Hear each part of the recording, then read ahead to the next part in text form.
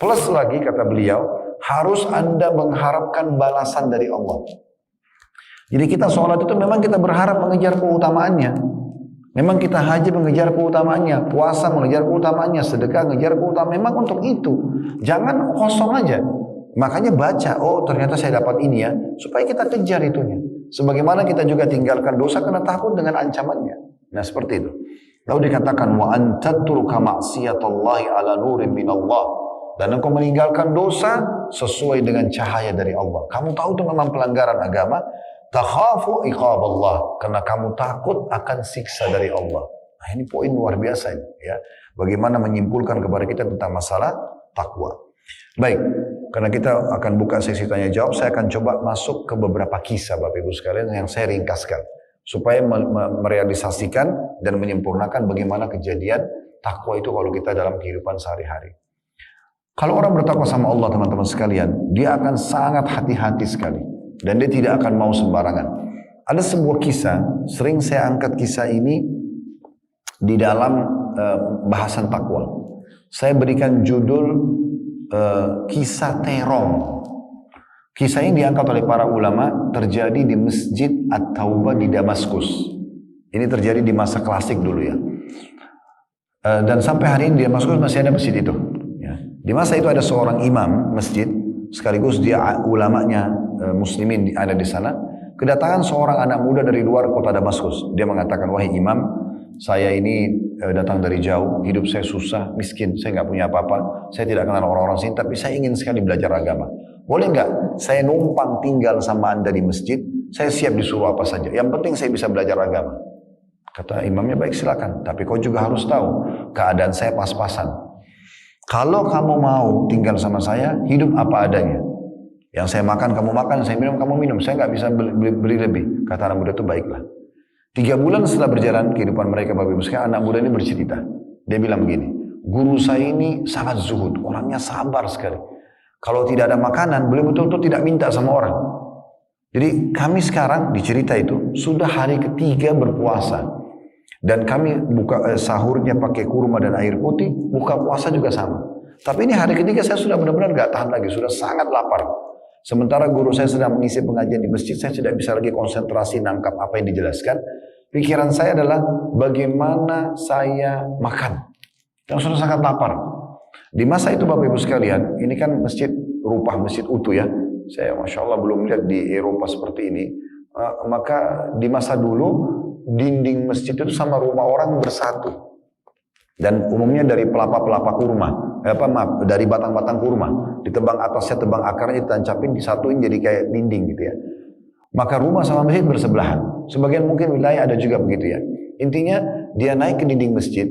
Tujuannya ingin mencuri makanan di sebelah rumah, di sebelah masjid. Dia bilang, saya naik ke rumah pertama, saya lihat ke dalam, ternyata ada 3 orang muslimah yang sedang duduk dan mereka sedang menenun kain. Dan saya tidak, tujuannya bukan untuk melihat mereka. Nah dia tahu ini tidak boleh, tidak tutup aurat. Maka saya pindah ke rumah kedua dan saya ingin mencuri makanan di situ. Waktu saya tiba di atap rumah kedua, waktu itu atap orang masih dari pelapa kurma, daun-daun pelapa kurma, jadi masih bisa melihat. Dia lihat ke dalam, tidak ada orang, tapi ada bau masakan. Dia bilang karena lapar saya turun dalam rumah tersebut, lalu saya masuk ke dapur, saya temukan ada panci yang sedang dipakai masak, ada pakai kayu bakar. Saya buka tutup panci tersebut, saya temukan ada 2 buah terong yang sedang dimasak dan sudah matang. Karena laparnya, saya ambil terong tersebut, lalu saya makan. Sementara dia bilang saya makan, tiba-tiba saya merasakan ada gejolak dalam hati, kerasaan takut. Ini takwa ya. Dia bilang saya takut. Bagaimana bisa syaitan berhasil membuat saya melakukan 3 dosa sekaligus. Masuk rumah orang tanpa izin, dosa. Mencuri, mengambil terong itu mencuri, dosa. Dan makan yang haram, di mulut saya sekarang ada haram. 3. Maka anak muda ini bilang, saya pun memuntahkan kembali, membuang kembali gigitan terong tersebut, walaupun saya dalam kondisi lapar sekali.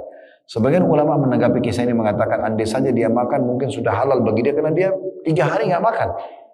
Tapi dia mendahulukan ketakwanya sama Allah. Intinya Bapak Ibu sekalian, dia buang itu, dia kembali ke masjid. Dia bilang, saya kembali ke masjid dalam kondisi pikiran saya cuma di makanan. Begitu laparnya luar biasa. Kita semua bisa rasakan ya. Kalau kita sangat lapar, pikiran kita adalah bagaimana segera menghilangkan lapar tersebut. Dia bilang, guru saya lagi menyampaikan pengajian, saya tidak bisa lagi konsentrasi mendengarkan.